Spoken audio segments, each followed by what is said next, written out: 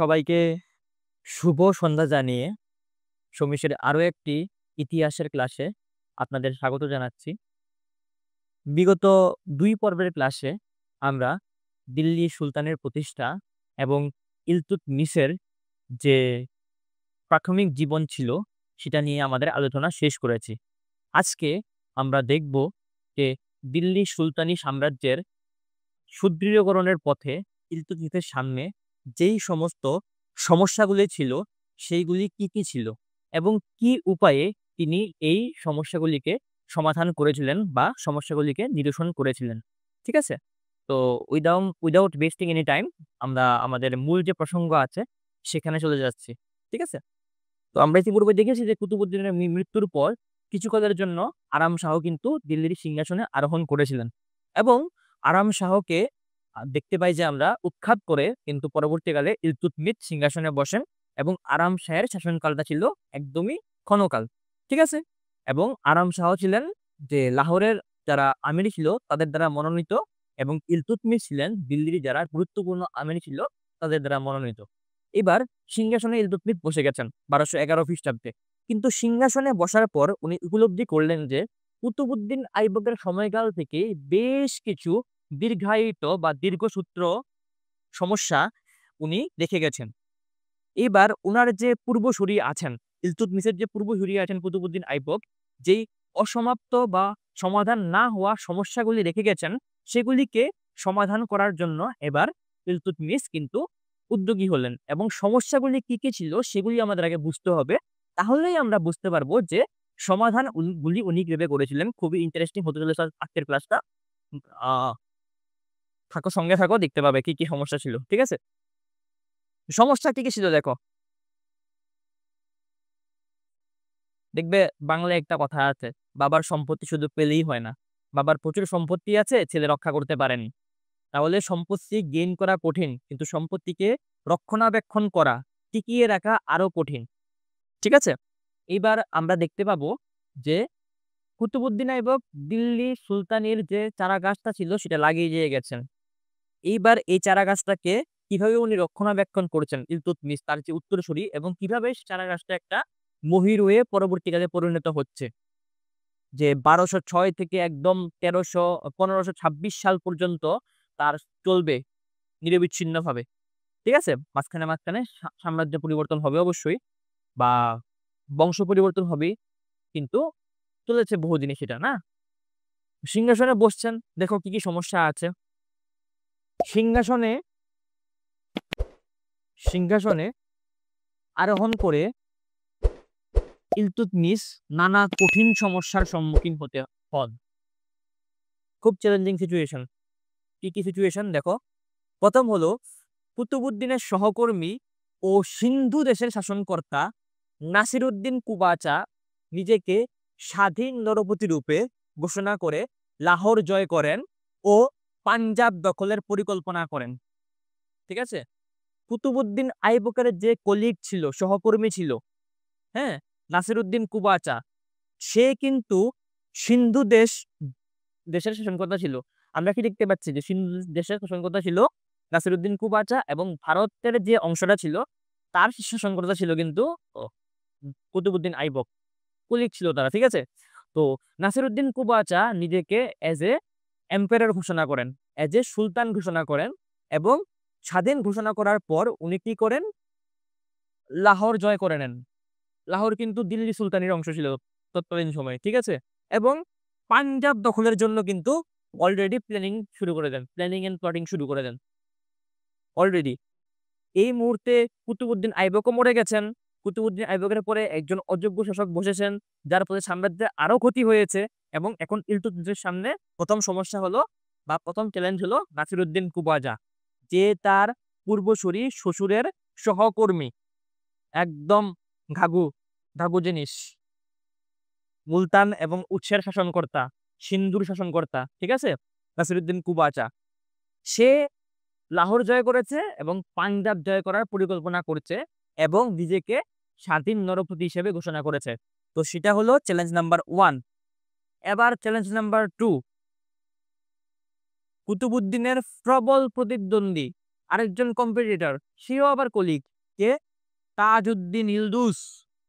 আমি বলেছিলাম যে তাজউদ্দিন ইলদুস গজনী শাসক হিসেবে ভারতের উপর নিজের সার্বভৌমত্ব দাবি করেন ও ইলতুৎমিশকে নিজ প্রতিনিধি হিসাবে গণ্য করতে চান। কি বলেছিলাম? এটা হলো মোহাম্মদ ঘুরি। মোহাম্মদ ঘুরি, ঠিক আছে? মোহাম্মদ ঘুরির ৩ জন সেনাপতি। একটা হলো তাজউদ্দিন ইলদুস।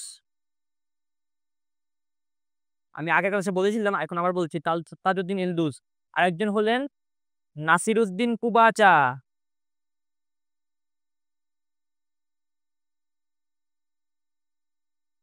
আর তৃতীয় জন হলেন কুতুবউদ্দিন।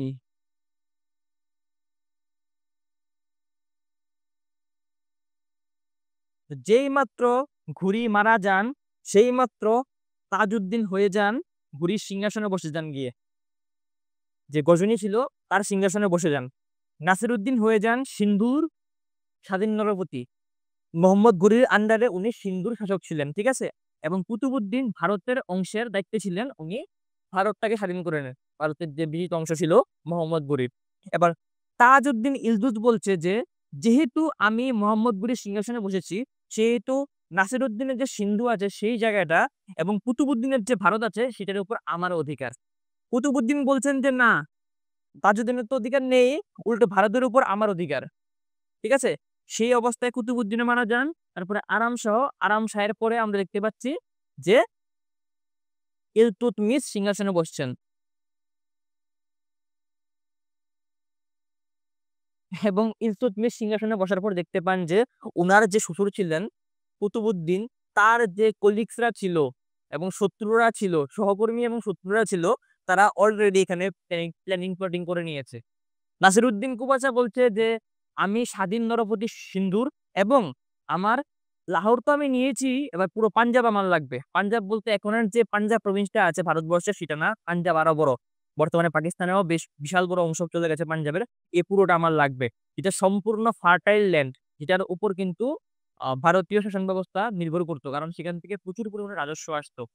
তাজউদ্দিন ইলদুস বলছেন যেহেতু মোহাম্মদ ঘুরির গজনীর সিংহাসনে আমি বসেছি এবং গজনী থেকে সম্পূর্ণ ভারতবর্ষকে শাসন করা হতো, উত্তর ভারতকে শাসন করা হতো, সেহেতু এটা আমার সাম্রাজ্য। এবং ইলতুৎমিশকে বলছেন যে তুমি রাজা না, তুমি সুলতান না, তুমি হলে আমার প্রতিনিধি, তুমি আমার আন্ডারে শাসন করতে হবে। এই হলো দুটো বড় বড় চ্যালেঞ্জেস, দুটো বড় বড় চ্যালেঞ্জ যেটা ইলতুৎমিশের সামনে আসছে। এখানেই শেষ না, আরো আছে চ্যালেঞ্জ। নেক্সট দেখি কি চ্যালেঞ্জ আছে। ইতিমধ্যে আমরা দেখতে পাই যে দিল্লির সুলতানরা বাংলা, বর্তমানে যে বাংলাদেশ এবং পশ্চিমবঙ্গ অঞ্চলটা আছে এবং বিহার এবং উড়িষ্যার অঞ্চলটা আছে, বিহার না উড়িষ্যার অঞ্চলটা কিছু অঞ্চল আছে, বিহারেরও কিছু অংশ, সম্পূর্ণ বিহার না, সেই অঞ্চলটা নিয়ে যে বাংলা প্রদেশটা ছিল সেটা জয় করে নেন, ঠিক আছে? জয় করে নেন। কিন্তু বাংলার যে শাসনকর্তা ছিলেন দিল্লি সুলতানের আন্ডারে বা দিল্লি সুলতানের অধীনে যে বাংলার শাসনকর্তা ছিলেন, উনি কিন্তু বিদ্রোহ ঘোষণা করেন। নাম কি ছিল? খলজি আলী মারদান, যার কথা ইলতুৎমিশের আন্ডারে থেকে বাংলাকে শাসন করা। কারণ কি, বাংলাকে দিল্লি সুলতানের ওরা অধিকার করে নিয়েছে এবং এই মুহূর্তে বাংলা দিল্লি সুলতানের অধীনে এবং সেখানে কিন্তু কর্মচারী হিসেবে খলজি আলী মারদানকে পাঠানো হয়েছে। কিন্তু দিল্লি সুলতানেতের যে কর্মচারী আছেন খলজি আলী মারদান, সে ওইখানে গিয়ে বিশ্বাসঘাতকতা করেছে। কি করেছে বিশ্বাসঘাতকতা? সে বলেছে যে আমি দিল্লি সুলতানিকে চিনি না, দিল্লি সুলতানিকে আমি চিনি না, আমি নিজে একজন স্বাধীন সুলতান বাংলার, ঠিক আছে? এবং উনি প্রকাশ্যে, একদম প্রকাশ্য কিন্তু উনি বিদ্রোহ ঘোষণা করেছেন দিল্লি সুলতানাতের বিরুদ্ধে। এবং তৎকালীন সময়ে দিল্লির শাসনকর্তা ছিলেন ইলতুৎমিশ। আরে বাপরে, তিনখান দিকে অবস্থা খারাপ, একদিকে তাজউদ্দিন ইলদুস, আরেকদিকে নাসিরউদ্দিন কুবাচা, আর পূর্ব দিকে আলী মর্দান বাংলার দিকে, ঠিক আছে? এইবার আমরা দেখেছি কি যে দ্বিতীয় পানিপথের যুদ্ধে রাজপুত শক্তিকে কিন্তু পরাজিত করে যে তুর্কি শাসন ছিল সেটা ভারতবর্ষে প্রতিষ্ঠিত হয়েছে। এবং কুতুবউদ্দিন আইবকের সময় আমরা দেখতে পাই যে রাজপুত শক্তি কিন্তু ফিরে উঠতে পারেনি বা ঘুরে দাঁড়াতে পারেনি। কিন্তু আরাম শাহের অযোগ্য শাসনের সময় এবং ইলতুৎমিশের সময় এই সমস্ত সমস্যা যখন ছিল, সেই সময় রাজপুত শক্তি কি করেছে, তারা আস্তে আস্তে আবার সংঘবদ্ধ হতে শুরু করেছে এবং দিল্লি সুলতানিকে ভারতবর্ষ থেকে সরিয়ে দেওয়ার চেষ্টা করেছে একটা। এবং তখন দিল্লি সুলতান ইলতুৎমিশ, তাহলে এটাও তার একটা চ্যালেঞ্জ যে যাদেরকে সরিয়ে এখানে সাম্রাজ্য প্রতিষ্ঠা করেছে তুর্কিরা, তারা চাইছে এখান থেকে তুর্কি শাসনের অবসান ঘটাতে। এবং সেখানে কি হচ্ছে দেখো, এইসব বিশৃঙ্খলা যেগুলি হয়ে থাকে, ৩টা পয়েন্ট, বিশৃঙ্খলার সুযোগ নিয়ে জালোর, রণথম্বর, আজমির, গোয়ালিয়র, কালিঞ্জর এবং দোয়াব অঞ্চলে রাজপুতগণ কিন্তু তাদের ক্ষমতা পুনর্দখল করে নেয়। দেশের বাইরে শত্রু, দেশের ভিতরে শত্রু, সাম্রাজ্যের অধীনে শত্রু, সব থেকে শত্রু, শুধু প্রবলেমস এন্ড প্রবলেমস। এবার যদি সে এই প্রবলেমস গুলিকে ওভারকাম করতে না পারে, তাহলে দিল্লি সুলতানের যে চারা গাছ লাগিয়ে গেছেন উনার শ্বশুর কুতুবুদ্দিন আইবক, সেটা এখানেই শেষ, এর কোনো আর উদ্যান নেই। কিন্তু ওনাকে সফল হতে হবে, না হলে দিল্লি সুলতানি শেষ হয়ে যাবে। ঠিক আছে, আরো প্রবলেম আছে, এখানে শেষ না। এছাড়া দিল্লি সুলতানের কিছু আমির আমির ইলতুৎমিশের বিরুদ্ধে প্রকাশ্যে বিদ্রোহ ঘোষণা করেন। এর ফলে নবপ্রতিষ্ঠিত সুলতানির শাসন ভেঙে পড়ার উপক্রম হয়। আমরা দেখেছিলাম যে যখন কুতুবুদ্দিন আইবক মারা যান, তখনই কিন্তু যারা লাহোরের অভিজাত বা আমির ছিল, তারা কিন্তু তারা কিন্তু ইলতুৎমিশকে সমর্থন করেননি, তারা কিন্তু আরাম শাহকে সমর্থন করেছিলেন। যাই হোক, পরবর্তীকালে দিল্লির আমিররা সমর্থন করার ফলে ইলতুৎমিশ আরাম শাহকে সরিয়ে সুলতান হয়েছিলেন। কিন্তু এই যে হায়ারার্কি বা সিস্টেমটা ছিল, দিল্লি সুলতানের সিস্টেমটা ছিল, সেখানে কিন্তু প্রচুর পরিমাণে আমির ছিল যারা কিন্তু ইলতুৎমিশকে পছন্দ করতেন না এবং গোপনে এবং প্রকাশ্যে তার বিরুদ্ধে ষড়যন্ত্র এবং চক্রান্ত এবং বিদ্রোহ শুরু করে। তাহলে হলো এই সমস্ত সমস্যা। এইবার এই সমস্ত সমস্যা যদি সমাধান সম্ভব না হয়, তাহলে এই যে নব্য প্রতিষ্ঠিত সুলতানি সাম্রাজ্য আছে, সেটা কিন্তু সারভাইভ করতে পারবে না, তার কিন্তু পতন আসন্ন। ঠিক আছে, এনি ডাউট, কারোর কোনো সমস্যা যে বুঝতে অসুবিধা হচ্ছে? আরেকবার আমরা একটু ক্লিয়ার করে দিই যে সমস্যাগুলি আছে সেগুলি কি কি, 5টা সমস্যা কি কি। প্রথমটা হলো নাসিরউদ্দিন কুবাচা। ঠিক আছে, নাসিরউদ্দিন কুবাচা মুলতান এবং উচ অঞ্চলে শাসন করেছে, সিন্ধুর শাসক। সে নিজেকে স্বাধীন দাবি করেছে, অলরেডি লাহোর জয় করে নিয়েছে। এইবারে সম্পূর্ণ পাঞ্জাবের উপর সে চাইছে তার আধিপত্য বিস্তার করতে। সম্পূর্ণ পাঞ্জাব যাতে তার অধিকারে চলে আসে, সে এই ফন্দি করছে। ঠিক আছে, অন্যদিকে তাজউদ্দিন এলদুস, যে মোহাম্মদ ঘুরির মৃত্যুর পর গজনী সিংহাসনে বসেছে, সে বলছে যে ভারতবর্ষ তো গজনী সাম্রাজ্যের অন্তর্ভুক্ত ছিল মোহাম্মদ ঘুরির সময়। তাহলে ঘুরির মৃত্যুর পর যখন এখন আমি সম্রাট হয়েছি, তাহলে নিয়ম মাফিক ভারতবর্ষে যে তুর্কি সাম্রাজ্য আছে সেটা আমার অধীনে আসার কথা। কুতুবুদ্দিন চলে গেছে, এখন ইলতুৎমিশ শাসক। সে ইলতুৎমিশকে চিঠি লিখছে যে তুমি আমার প্রতিনিধি হয়ে আমার অধীনে বা আন্ডারে থেকে দিল্লি শাসন করো। ঠিক আছে, তুমি আমার অধীনে বা আন্ডারে থেকে দিল্লি শাসন করো, তোমার দিল্লির সিংহাসনের উপর কোনো বৈধ অধিকার নেই। তাজউদ্দিন এলদুস, দুটো সমস্যা গেল। তৃতীয় সমস্যা কি ছিল? তৃতীয় সমস্যা ছিল যে বাংলা যেটা একটা খুবই ফার্টাইল ল্যান্ড এবং যেখান থেকে প্রচুর পরিমাণে আমাদের রাজস্ব আসতো, এই বাংলা কিন্তু দিল্লি সুলতানরা জয় করে নিয়েছিলেন।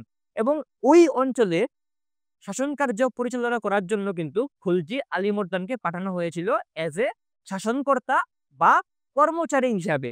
কিন্তু আলীবর্দী খলজি কি করলো, ওইখানে গিয়ে সে দিল্লি সুলতানের সঙ্গে বিশ্বাসঘাতকতা করলো এবং নিজেকে স্বাধীন দাবি করলো। সেই সঙ্গে দিল্লি সুলতানের বিরুদ্ধে কিন্তু সে বিদ্রোহ করলো, অর্থাৎ ইলতুৎমিশের বিরুদ্ধে কিন্তু বিদ্রোহ করলো। তাহলে অলরেডি সে 3 দিক থেকে শত্রুর দ্বারা এনসার্কেল বা ঘিরে গেছে। এই মুহূর্তে যে সমস্ত অঞ্চলগুলি কুতুবুদ্দিন আইবক জয় করেছিলেন বা যাদেরকে পরাজিত করে দিল্লি সুলতানি প্রতিষ্ঠিত হয়েছিল, এই যে পৃথ্বীরাজ চৌহান এবং অন্যান্য রাজপুতদের পরাজিত করে, তারা কিন্তু এই সমস্ত বিশৃঙ্খলার সুযোগে, এই আরাম শাহের সময়ে যে বিশৃঙ্খলা এবং বর্তমানে যে উদ্ভূত সমস্যা আছে, সেই সুযোগে কিন্তু তারা কি করছে, তারাও কিন্তু আস্তে, আস্তে কালিঞ্জর আমি বলেছি এই যে রণথম্বর, জালোর, আজমির, গোয়ালিয়র, কালিঞ্জর, দোয়াব এইসব অঞ্চলে কিন্তু তাদের ক্ষমতা কিন্তু পুনর্গঠন করে নিয়েছে। অর্থাৎ সাম্রাজ্যের ভিতরেও কিন্তু এবার ঝামেলা দেখা দিয়েছে এবং সেই সঙ্গে এইরকম বেশ কিছু আমির ছিল যারা কিন্তু উচ্চ রাজপথে বা উচ্চ কর্মচারীর পদে ছিল। অর্থাৎ সুলতানের পরে বা সম্রাটের পরে তো আমিররাই থাকে।